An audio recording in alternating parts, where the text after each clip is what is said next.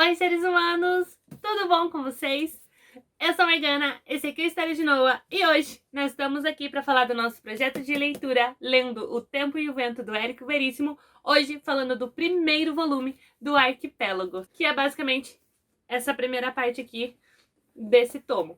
Então, roda a vinheta que a gente já fala sobre ele.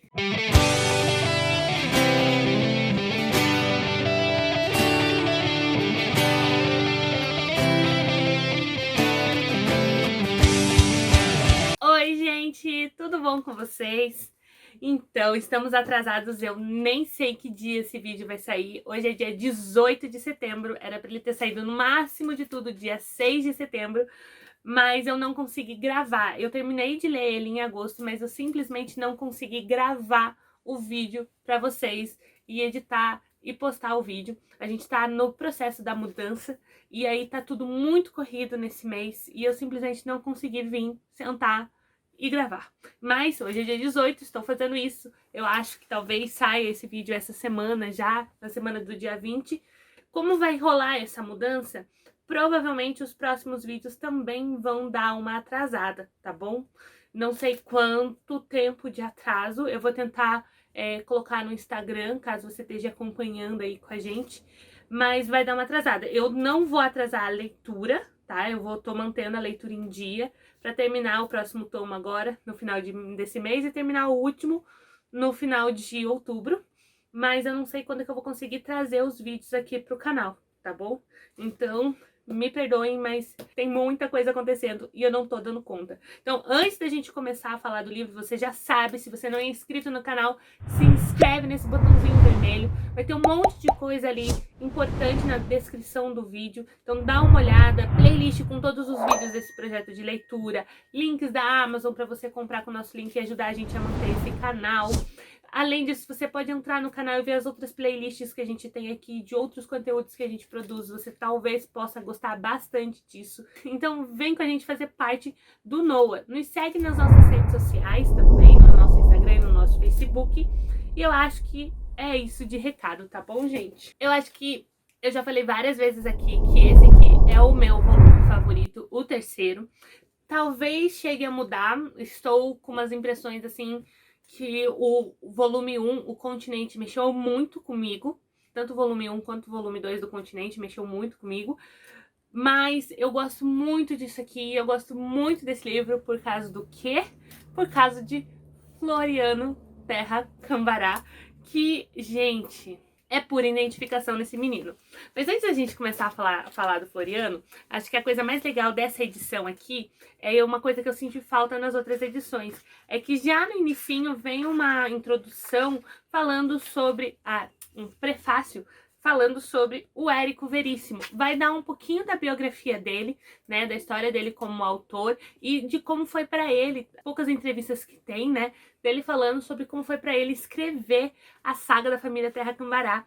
E eu achei isso incrível, porque eu tava sentindo muita falta disso. Tem pouca coisa do Érico na internet, não tem biografia dele. Não que eu seja muito fã de biografia mesmo, mas assim, eu queria uma biografia no estilo dessa do Lima Barreto, que a Lilia M. Schwartz, não sei falar, da Lilia. É uma biografia onde ela pega os livros dele e fala sobre as coisas, né, sobre os temas presentes nos livros e como isso se aplica na vida dele, como que ele trouxe isso pros livros. E, cara, eu amo essa biografia aqui que ela fez do Lima Barreto, eu queria muito uma do Érico Veríssimo. E, então é muito legal de ver isso, ele falando sobre, por exemplo, como ele estava muito ansioso, né, porque ele já estava velho, ele queria muito terminar essa saga e ele não estava conseguindo. Ele vai falar lá, por exemplo, de que essa ansiedade, né, gerou o ataque do coração dele, né. Claro, também por causa do estilo de vida, mas a gente sabe, né, que nervosismo, estresse também geram problemas no coração. E daí ele vai falar de como essa experiência, né, do ataque de coração fez com que ele reescrevesse toda a doença do Rodrigo, para dar esses detalhes de como ele se sentia quando ele estava doente. Eu acho que essas descrições das cenas também do Rodrigo na cama e como ele tá se sentindo, eu acho muito interessante para ver a medicina da época, né? Porque às vezes a gente tem essa impressão de que as coisas eram muito precárias, né? E eu acho muito legal as descrições, principalmente do médico italiano, Camerino, é que é um nome muito estranho. as descrições das cirurgias e dos tratamentos, eu acho isso muito, muito, muito legal mesmo. Aí a outra coisa que eu achei muito incrível nessa parte do prefácio é quando ele conta, por exemplo, que ele tá com muita dificuldade de ser sucinto. E quando a gente vê esses 3 volumezinhos aqui, a gente entende, né? Porque ele tá escrevendo nesse livro aqui sobre o período Vargas. Basicamente, né? Sobre o que levou o período Vargas, essa transição, o final da Primeira República e o período Vargas em si. Então a gente está lidando com essa bipolaridade política no país e eu acho incrível, porque a gente está passando no nosso momento, né, 2021 aqui, por essa bipolaridade política também e partidária. Então é incrível como gera muita identificação, né, as questões que eles estão discutindo aqui e principalmente dele ficar preso nessas coisas pequenas, né? E eu acho que é nesse livro aqui que fica mais clara ainda a questão que ele tá fazendo uma literatura regional, uma literatura sobre o Rio Grande. Porque nos outros livros, principalmente no Continente, ele pega esse panorama mais brasileiro, né? Ele foca no Rio Grande do Sul, mas ele vai contar essa construção da família brasileira, né, dessa origem do brasileiro. Eu sinto que, apesar de ser regional, não é tão regional quanto esse aqui, porque daí esse aqui, gente, ele vai gastar tempo mesmo nessa Revolução de 1923, contar detalhes, dar nomes, e essa participação política mesmo, né, do Licurgo, do Toribio e do Rodrigo nessa Revolução, e daí eles indo pra guerra e tudo mais. E eu acho isso incrível porque é a parte mais chata, vamos deixar isso bem claro, e porque quando a gente vai dar aula né, aula de história, né, pensando que eu tô fazendo a playlist de Primeira República aqui no canal no momento, e essa Revolução de 23, a gente, quando chega, a gente só menciona, entende? Quando a gente chega a falar dela, a gente só menciona, porque é algo realmente regional, é algo das disputas políticas do Estado, né? Só quando essas disputas políticas do Estado chegam realmente a um panorama mais federal, vai chegar em 24, e aí sim, essas revoltas não vão ser mais contra os governadores de estado do Rio Grande do Sul, mas sim contra a figura do presidente da República, do Arthur Bernardes, que vai gerar a coluna Prestes e tal, porque é um pouquinho chato de acompanhar, é com certeza a parte mais chata, porque assim, você já tá estafado do Rodrigo do Retrato. Aí você chega aqui, você tá prontinho pra conhecer o Floriano, daí você já conhece o Floriano, né? Tanto que, ó, gente, todas essas marcações aqui, a maioria delas, assim, tipo 99,9% são das conversas do Floriano, ou do Floriano com o pai ali, e com o Eduardo, e com o tio Bicho, e com o Zeca no quarto do Rodrigo, quando ele já tá velho lá pra morrer em 45, ou as conversas dele com o tio Bicho sobre o pai, né? A maior parte é sobre isso. Então, assim, essa é com certeza a melhor parte pra você ler. Então, quando você volta pro passado, e daí se você só tem Rodrigo, né, e as picuinhas políticas e tal, é uma parte mais difícil, assim. Basicamente, as partes que o Floriano tá, tipo, eu leio em um dia. Aí as do Rodrigo são o que leva o resto do mês pra ler. Então, é por isso que eu digo que provavelmente, talvez, eu chegue a mudar o meu veredito no final dessa leitura e talvez eu fale que o Continente agora é o meu favorito, mas de personagem, assim, favorito e de acompanhar e de histórias, Floriano, com certeza, porque eu acho que o Floriano, ele vai trazer essas questões muito claras. Esse livro vai ser sobre as questões do Floriano com o pai. O Floriano, ele tá aqui para desamaranhar essas duas questões que ele tem na vida dele. A primeira, o pai tá morrendo e ele precisa se resolver com o Rodrigo, resolver as questões que ele tem com o Rodrigo, porque ele chega à conclusão que o pai dele sempre foi assim, sempre será assim, e mesmo que ele não morra, ele vai continuar sendo esse homem que o Floriano não consegue aceitar, que os princípios morais e morais mesmo, porque as discussões ali vão ser morais, do Floriano batem de frente, porque ele consegue ver o sofrimento da mãe com as traições e tudo mais, e ele não consegue aceitar o pai, ele precisa perdoar o pai. Isso já é um spoiler, tá? Porque eu já tô no volume 2, porque já é o dia 18, né, gente? E aí eu acho muito interessante uma parte que o tio Bicho vira pra ele e fala no volume 2, é que ele não precisa perdoar o pai. E também não precisa ser perdoado. Ele precisa aceitar o pai. Porque perdão é você falar assim, ele é errado e eu vou perdoar ele pela falta dele. Não, ele precisa entender que o pai dele é assim. Sempre vai ser assim e nunca vai mudar. Porque a questão do perdão significa que você ainda tem muitas coisas contra ele, né? Ele precisa entender quem o pai dele é, ele precisa exorcizar essa figura do pai na vida dele. E o livro vai ser sobre isso, né? Sobre ele entender quem o Rodrigo é. Por isso também que a gente vai ter tanta coisa do Rodrigo aqui, porque nesse prefácio que eu tava falando antes, que vai falar sobre o Érico Veríssimo, vai ficar claro que esse livro foi para ele exorcizar o próprio pai, para ele entender o próprio pai, porque o pai dele era essa figura do Rodrigo, mas daí também tem um bálsamo, né? Porque quando a gente tá lendo esse prefácio, a gente vê que a mãe do Érico Veríssimo pelo menos pediu o divórcio, né? Não ficou ali pro resto da vida como a Flora. E isso vai ficar muito claro nos capítulos que vão ser o caderno de pauta simples, né? O caderno de escrita do Floriano, onde ele vai colocar os pensamentos dele. E essa parte resume esse volume inteiro, esses 3 volumes do Arquipélago, que ele vai dizer assim, ó. Por alguma razão profunda, conhecer é sinônimo de fornicar, no caso na Bíblia, né? Penetrar, amar, escrever sobre minha terra e minha gente. Haverá melhor maneira de conhecê-la? Conhecê-la para amá-la, mas amá-la mesmo que não consiga compreendê-la. Eis uma frase que eu jamais teria coragem de escrever num romance, atribuindo a mim mesmo ou a um sósia espiritual. Então, basicamente, esse livro vai ser uma jornada dele para conhecer a história do pai dele, a história da família dele, a história do Rio Grande, para que ele possa amá-los, né? Porque falta essa questão, ele ama o pai, mas ele não ama o pai.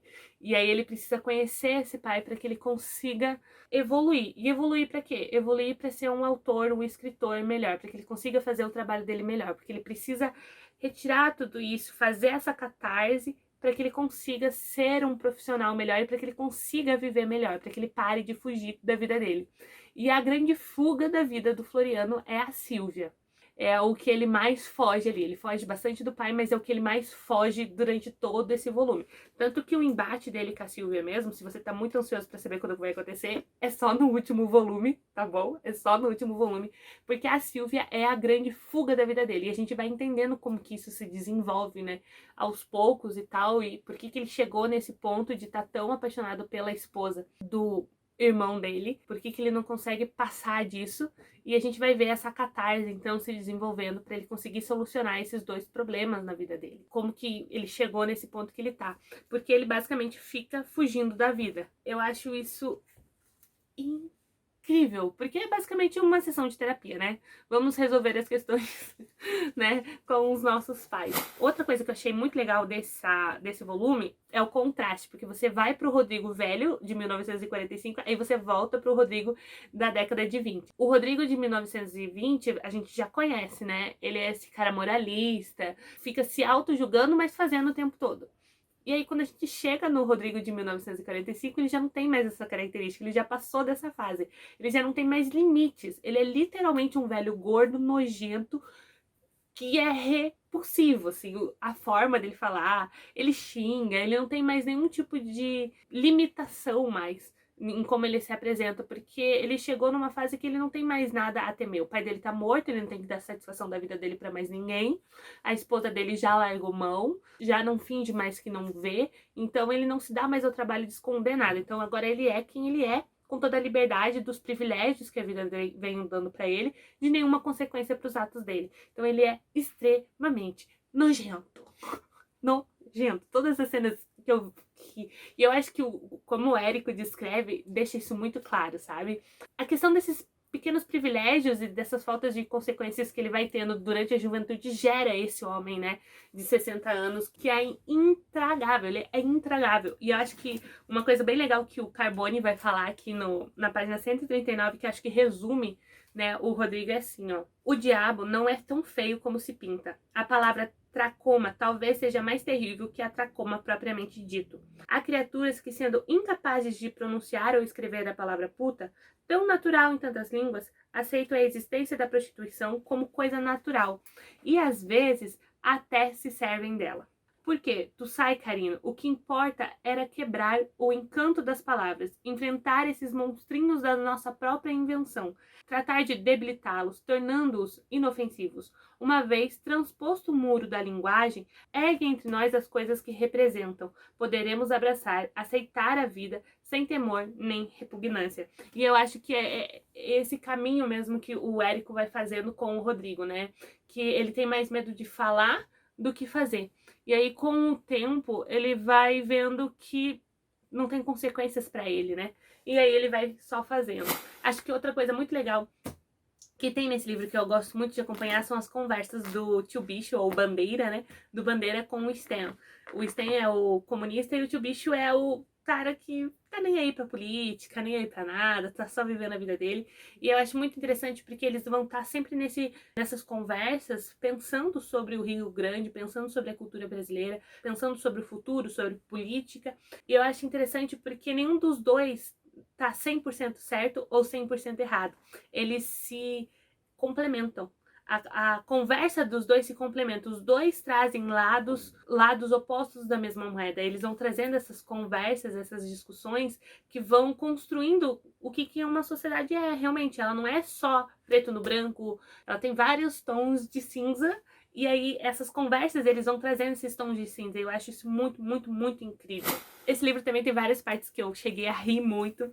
Teve aquela cena de quando o Rodrigo tá na mesa com o Toribio, o Licurgo e a Dinda, né, a Maria Valéria, e a Maria Valéria começa a futricar sobre a vida deles, contar pro Licurgo que eles estão se metendo em briga por causa das eleições e tal. Aquela cena eu achei muito incrível, porque os dois já têm tipo 30 e poucos anos, e daí eles estão levando uma bronca, né, por serem completamente irresponsáveis e violentos e machistas e etc, né? Eu achei muito engraçada essa cena. Outra cena que eu ri muito, uma das conversas do tio Bicho com o Zeca, com o padre Zeca, e aí ele vira pro padre Zeca e fala: o doutor Rodrigo, como tantos outros brasileiros, é católico só do umbigo pra cima. Gente, essa parte eu amei. Porque ele tá falando da questão da sexualidade, né, do Rodrigo, que ele é católico só do umbigo pra cima. Achei isso incrível. Outra parte que eu achei muito engraçada foi essa aqui, que é essa continuação dessa conversa dos dois, né, uma página depois, na página 228, que diz assim, ó: segundo o inocente e simpático que é Mr. Harry Wallace, estamos na era do homem comum. Vocês, socialistas ou socializantes, democratas ou populistas, vão ver com o tempo que o chamado homem comum não é melhor nem pior que o incomum. São todos umas porcarias feitos do mesmo barro. E aí o Zeca vira pra ele e fala: não sejam pessimistas. E eu achei essa parte incrível, porque eu sou extremamente pessimista, né? Mas aí tem as partes que não são tão legais assim, né, de se ler. Por exemplo, Rodrigo, né? Rodrigo assediando pessoas. De todas as cenas, a pior, assim, acho que me gerou mais repulsa foi a cena do assédio da Márcia na ceia de Natal, ali na década de 20. Que a Márcia é uma afilhada dele de 16 anos. Ela veio passar o Natal com os pais. O Rodrigo se aproveita que ela foi no banheiro, alguma coisa assim, eu não lembro. E aí ele chega pra ela e fala assim: vem dar um abraço no titio. E aí fala que ela se contorceu, mas ele foi e pegou ela à força, tipo, na casa dele, no Natal, com os pais dela ali. E são situações que acontecem até hoje, gente. Meu Deus do céu, né? Esses titios. Coisa pior só não acontece porque a Dinda chega, né, e livra a menina. É aquela coisa de novo, né, do silenciamento, né? E aí eu achei muito legal esse contraste, porque tem essa cena, né, onde ele pega a menina e fala que a menina... Esqueci a palavra que usa pra isso, que tipo, né? Tipo, o que eu faço agora? E aí tem a cena, tá no meio da revolução e diz que ele ficou indignado com o estupro de uma menina, né? Que um dos soldados estuprou e que daí ele era a favor de matar esse cara. Desse contraste de como ele não vê que o que ele faz é extremamente abusivo e também estupro, porque a gente já teve vários casos ali que mostram, né, das meninas do Angico e dessas sobrinhas e tal, porque o simples fato delas não dizerem não ou delas não saírem extremamente machucadas não significa que não foi, e deixa claro isso ali no livro, que ele não vê essa diferença, né, que ele não vê essa diferença do que ele é esse mesmo cara, entende?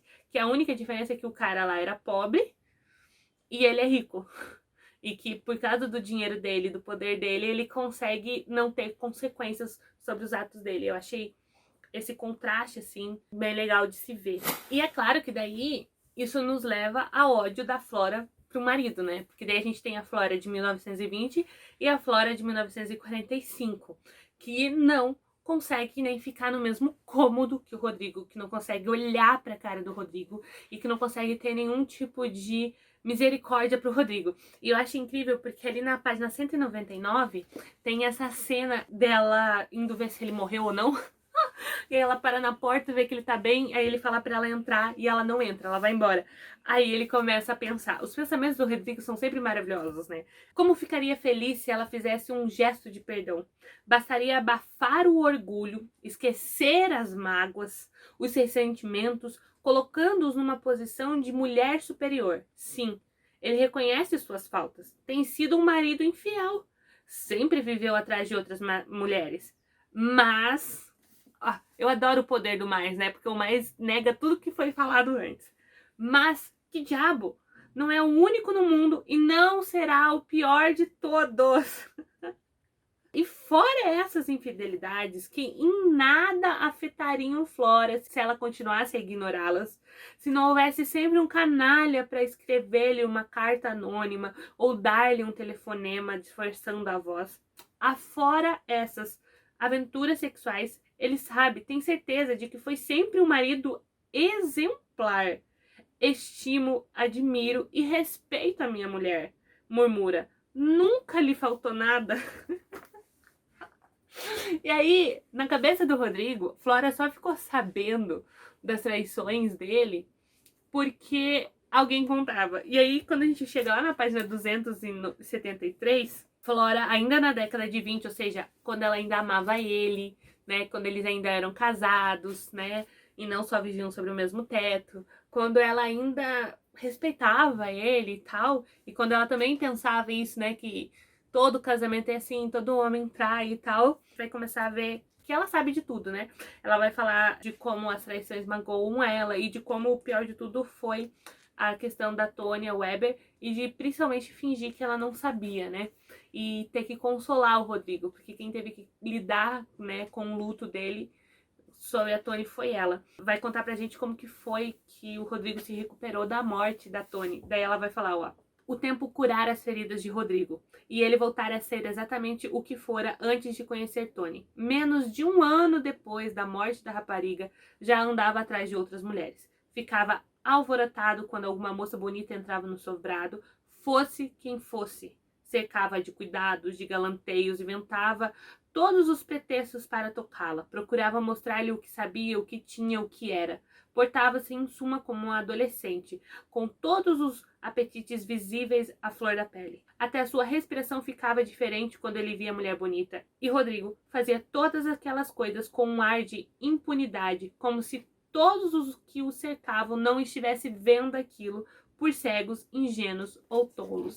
E aí você vai percebendo, então, né, que o ódio dela não é simplesmente só por causa da traição, né? Porque a traição é ruim, mas você tem que pensar que é 1920. Né? As mulheres eram treinadas a enxergar aquilo como normal, né? Tanto que já quando ela tá vestindo o vestido de casamento, a mulher que faz o vestido já vira pra ela e fala, tenho dó de você, querida, porque ele é bonito. Então, assim, o seu futuro não vai ser nada lindo. Então ela já sabe como vai ser a vida dela, né? Só que o pior do Rodrigo ali, pelo que eu vi, assim, pelo que eu senti, é essa questão dele realmente achar que ela não vê, que todo mundo é burro, que todo mundo, que ninguém enxerga, que ninguém vê, sabe? Que só porque ninguém fala nada, só porque ninguém faz nada, porque ninguém para ele, não significa que as pessoas não estão vendo ele, né? Porque ele não respeita ela como pessoa. Porque a partir do momento que ele faz sem ter o menor cuidado e todo mundo sabe, ao ponto de as pessoas chegarem para ela e falarem, mandarem esses recados e tudo mais, significa que ele não respeita ela nem pelo fato de fingir, né? Que é uma coisa que ela faz por ele, né? Ela ainda finge que tá casada com ele, ou seja, só as pessoas de casa sabem que casamento não existe, que eles dormem em quartos separados e tal, mas ela ainda respeita ele ao ponto de fingir, de estar ali, e ele nem isso. Ai, é triste, Jesus amado, eu acho que assim, a Flora e a Alice, era Alice o nome da mãe do Rodrigo, né? São histórias, assim, extremamente tristes, acho que pra mim. E aí eu salvei outras partes aqui que eu achei muito legais as discussões que eles trouxeram, né? O Érico Veríssimo tem esse costume de fazer essas cenas, essas conversas longas, que eu acho muito incrível, porque você parece que você tá realmente conversando com seus amigos, né? Não é aquela coisa superficial. É aquele negócio de vamos conversar sobre esse assunto. E aí a gente tá aqui no quarto do Rodrigo, já velho, doente, com o Floriano, o Eduardo, o Zeca e o tio Bicho. E aí eles estão falando sobre política e o Floriano abre a boca pra falar pela primeira vez. depois o Rodrigo vira pra ele e fala: "E tu? Não te pergunto em quem vais votar, porque és um homem sem compromissos, nem esquerda, nem direita, nem centro, sempre ao desus de la malé. Não?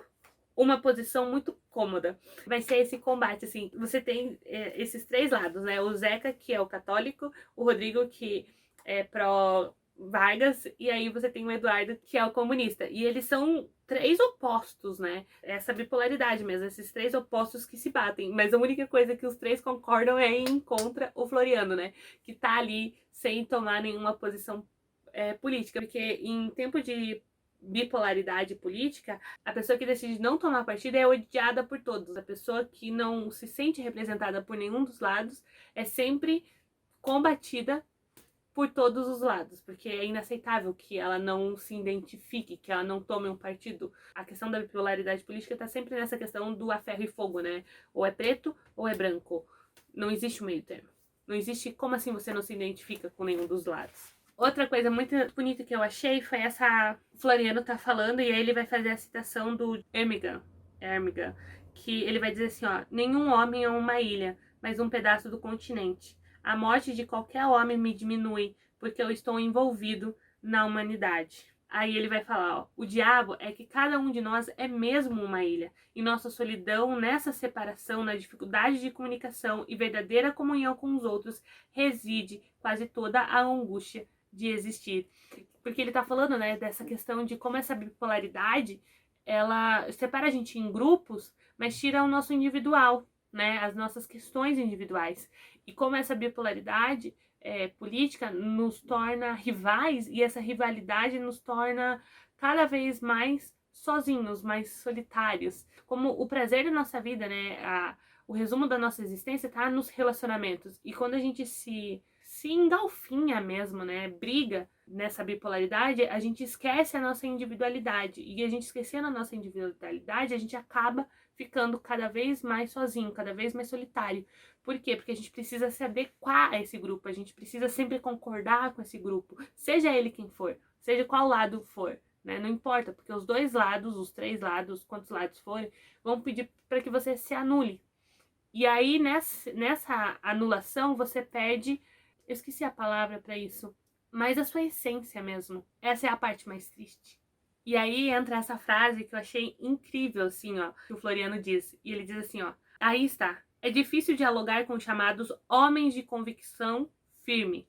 Eles têm a coragem de matar ou morrer por suas ideias. O que não tem é a coragem de reexaminar e revisar essas ideias." Eu acho que essa frase resume bem o que eu estava querendo dizer. Pensar que você pode ter errado, que a sua ideia, a sua concepção de um mundo melhor, de um Brasil melhor, talvez não seja o melhor para todo mundo, e que muito dessa conquista pelo melhor vai ter muito erro ali no meio, e não tem problema você reconhecer o erro, porque no erro está a melhora, né? No erro está o fazer diferente, mas que quando você tem essa convicção e essa bipolaridade, é muito difícil de você fazer essa reexaminação, de você falar: "Eu errei, vou dar um passo atrás e tentar fazer diferente, vamos tentar fazer melhor." Isso não existe. E eu achei isso incrível aqui. E é basicamente esse reexaminar que é o que o Floriano tá fazendo. A gente percebe nesse embate dos dois, né, o Floriano tentando fazer essa catarse do pai, e pro Rodrigo a própria existência do Floriano é uma afronta, né? Porque você tem o Eduardo, que é o filho comunista, e o Eduardo tá na afronta política. O Eduardo chega e fala e confronta o pai, e fala o que ele pensa, o que ele acha, não sei o que, não sei o que mais. Já o Floriano, ele não fala. Ele não confronta o pai em nenhum momento, mas o Rodrigo sabe, porque tá no olho, tá no olhar e tá na forma do Floriano viver. Então, a própria forma do Floriano viver. O Floriano não bebe, o Floriano não fuma, o Floriano não joga, o Floriano não é expansivo, o Floriano se controla de todas as formas para não ser parecido ao pai. E essa forma dele viver é um confronto, é uma ofensa direta ao Rodrigo, e o Rodrigo pega isso. E eu acho isso incrível, porque mesmo quando o Floriano não tá fazendo pra afrontar o Rodrigo se sente afrontado. O Floriano tá pensando sobre as questões políticas, né, porque eles estão incentivando o Floriano a falar, porque o Floriano nunca fala o que ele realmente pensa, e aí ele acaba fazendo um discurso de como a gente acaba olhando para as autoridades políticas como um prolongamento, uma extensão da nossa família, né, e a gente olha para esse líder político como um pai, então ele nunca erra, você nunca pode falar que ele tá errado, você nunca pode apontar os erros dele e ele nunca vai te pedir desculpa.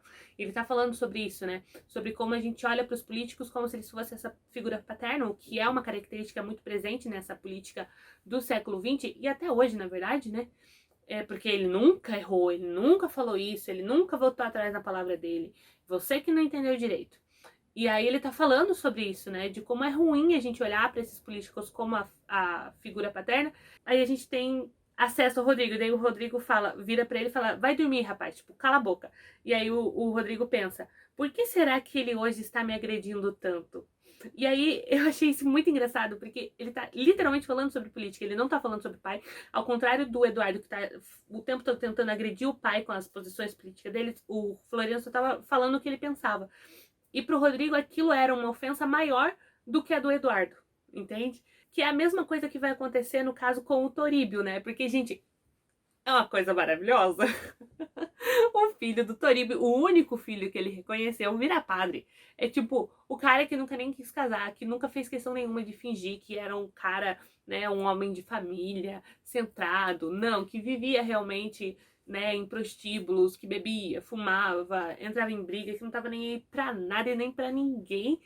O filho dele vira padre, entende? Tipo assim, você tem todo o acompanhamento dessas figuras e você vê como os filhos deles respondem a isso.